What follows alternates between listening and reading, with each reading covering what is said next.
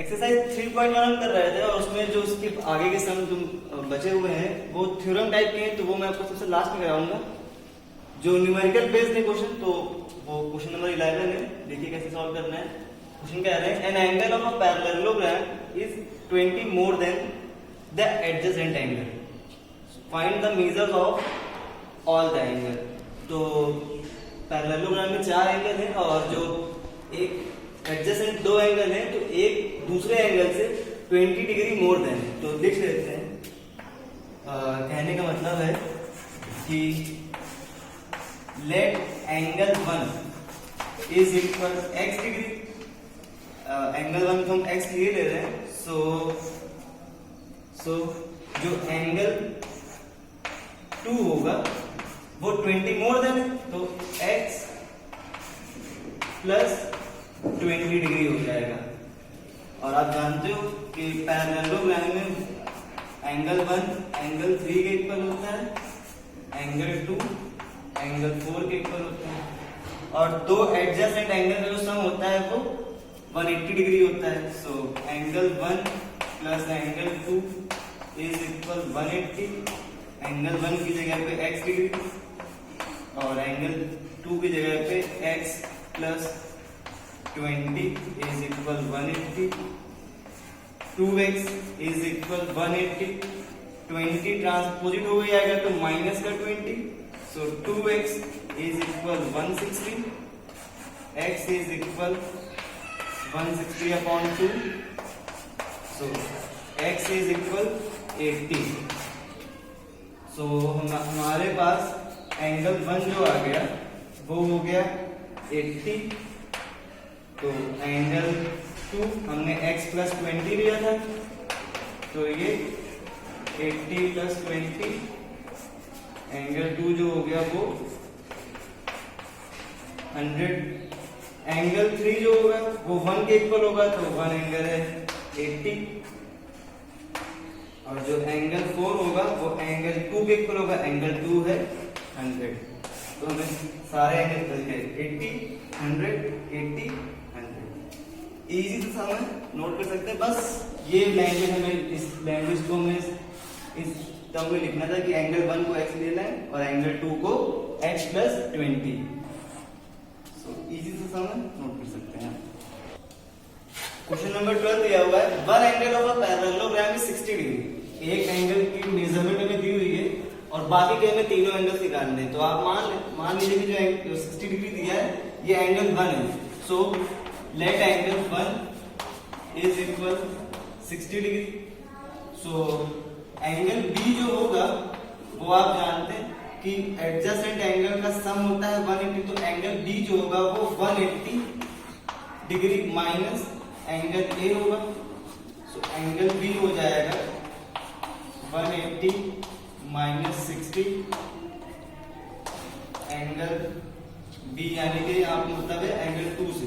So angle 2 is equal 120। Angle 2 is equal 120। अब आप जानते हैं कि एंगल 1 और एंगल 3 आपस में इक्वल होते हैं। So 1 is equals to angle 3, तो ये हो जाएंगे 60। Angle 2 is equals to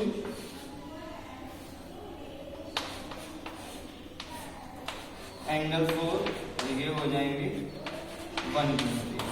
angle 1 is equal 60, angle 2 is equal 120, angle 3 is equal 60 और एंगल 4 इज इक्वल 120। सो एक एंगल से हमने बाकी के 3 एंगल निकाल लिए। इजी से हम ये भी नोट कर सकते हैं। क्वेश्चन नंबर 13 दिया हुआ है the sum of opposite angle is 140 degree. एक पैरेललोग्राम के हमें ऑपोजिट एंगल 140 दिए हैं, उनका सम दिया हुआ है। तो बाकी के हमें एंगल्स की मेजरमेंट बतानी है। तो लिख लीजिए लेट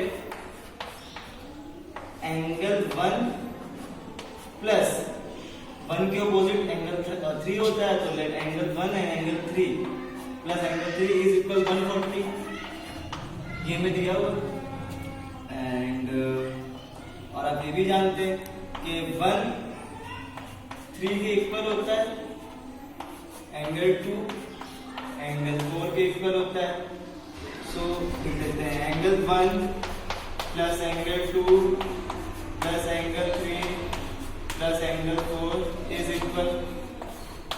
360। एंगल 1 को तो हम एंगल 1 लिखते हैं और एंगल 3 को पास कर लेते हैं, ठीक है।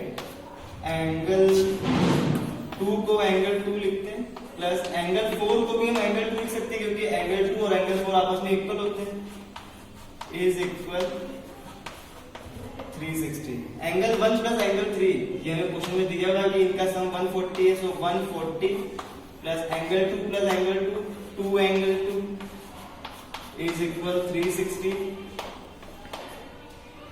2 angle 2 is equal 360 minus 140। 2 angle 2 is equal, minus कर देंगे सो ये हो जाएगा 0 2 1 120 नहीं 220। तो एंगल 2 इज इक्वल हो जाएगा 220 अपॉन 2, कैंसिल कर देंगे। Angle 2 is equal 110। तो हमें बाकी की मेजरमेंट बतानी है, तो आप जानते हैं कि जो वैल्यू एंगल 2 की आएगी वही 4 की भी, तो एंगल 2 है 110, एंगल 4 भी हो जाएगा 110। एंगल 1 प्लस एंगल 3 हमें 140 दिया हुआ है और ये आपस में एंगल इक्वल भी होते हैं, तो एंगल 1 को एंगल 1 लिखते हैं, एंगल 3 को भी एंगल 1 लिख लेते हैं, 140 के इक्वल हो जाएगा। 2 एंगल 1 इज इक्वल 140, तो angle 1 is equal 140 upon 2, angle 1 is equal 70, तो एंगल 3 भी हो जाएगा 70। एंगल 1 की वैल्यू है 70, एंगल 2 है 110 डिग्री, एंगल 3 1 के इक्वल होता है तो ये भी 70, एंगल 4 होता है एंगल 2 के इक्वल 110, नोट कर सकते हैं। सो क्वेश्चन नंबर 15 है वो क्वेश्चन नंबर जो मैंने अभी आपको पहले करवाए हुए हैं 11 और 12 और 30 उसी से रिलेटेड है, तो क्वेश्चन नंबर 15 को आप होमवर्क में कर लीजिएगा और क्वेश्चन नंबर 14 थ्योरम है तो वो मैं उसको एक साथ ही कराऊंगा। अब हम मूव करते हैं क्वेश्चन नंबर 16 पे। तो ये क्या कह रहे हैं, देखिए the diagonals of a rhombus are 16 centimetre and 30 centimetre. तो पहले एक हम रोम्बस बना लेते हैं, दोनों डायगोनल दिए हुए हैं, ये 16 सेंटीमीटर लंबा है, ये 30। हमें इसकी साइड बतानी है। जानते हैं रोम्बस में सभी साइडें आपस में इक्वल होती हैं और जो रोम्बस के डायगोनल होते हैं वो एक दूसरे को बाइसेक्ट करते हैं। Bisect means half half divide करते हैं। अगर हम इन्हें नॉमिनेट करते हैं A B C D और मान लें कि BB की जो लेंथ है वो 16 सेंटीमीटर है, तो ये हाफ हाफ डिवाइड होके ये 8 हो जाएगी, ये 8 हो जाएगी। दूसरा डायगोनल AC है, डायगोनल जानते हैं ऑपोजिट वर्टेक्स को मिलाने की जो लाइन होती है वो डायगोनल होती है। तो ये पूरी वैल्यू AC 30 है, तो 30 का हाफ ये 15 हो जाएगा और ये 15 हो जाएगा और दोनों डायगोनल आपस में आके 90 डिग्री में मिलते हैं आके। ये बात आपको पता है। सो जितना मैंने फिगर बनाया पहले उतना लिख लेते हैं। A rhombus ABCD with diagonal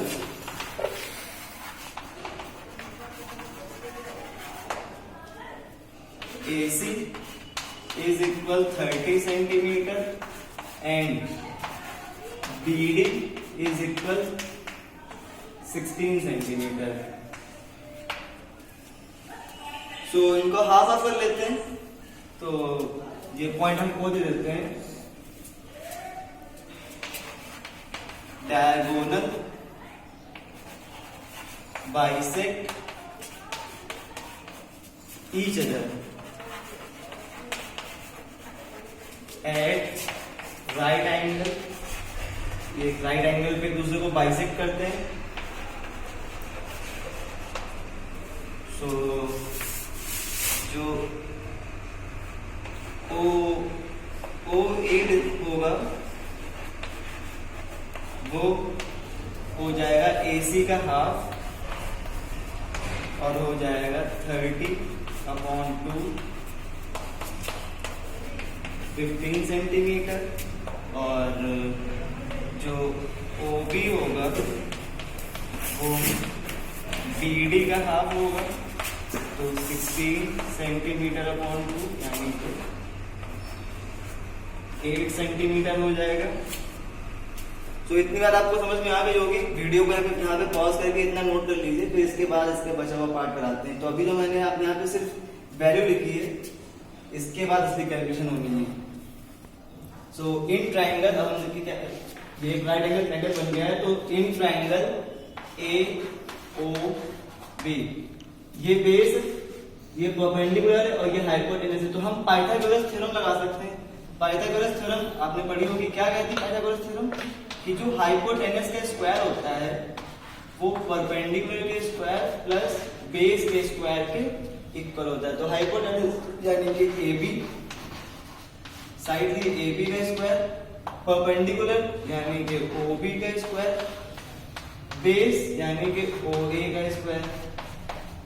so AB square is equal OB कितना दिया है हमें? 8। तो 8 सेंटीमीटर स्क्वायर प्लस OA दिया है 15 सेंटीमीटर स्क्वायर, ये हो जाएगा 64 सेंटीमीटर स्क्वायर, ये हो जाएगा 225 सेंटीमीटर स्क्वायर। इन्हें आपस में ऐड कर लेंगे तो 289 centimetre square. So AB is equal, जब स्क्वायर डालते हैं तो रूट लग जाता है, मैंने आपको बताया हुआ पिछली क्लासों में। तो 289 सेंटीमीटर स्क्वायर, 289 किसका रूट होता है? तो उसको आप लोग याद कर लीजिए, ये 17 का होता है। 17 इंटू 17 करते हैं तो 289 आता है। इट मीन्स 17 का जो स्क्वायर होता है वो 289 होता है। स्क्वायर रूट 289 का कितना हो जाएगा? 17। और सेंटीमीटर स्क्वायर से सिर्फ सेंटीमीटर। ये हो गई बात AB की। तो जैसे AB आ गया है 17, वैसे यहाँ पे सॉल्व करोगे तो ये भी 17 वैल्यू आएगी, ये भी आएगी और ये भी। क्यों? क्योंकि रोम्बस की सारी साइडें इक्वल होती हैं। तो जो उसकी साइड हो जाएगी वो हो जाएगी 17 सेंटीमीटर। नोट कर सकते हैं इसे।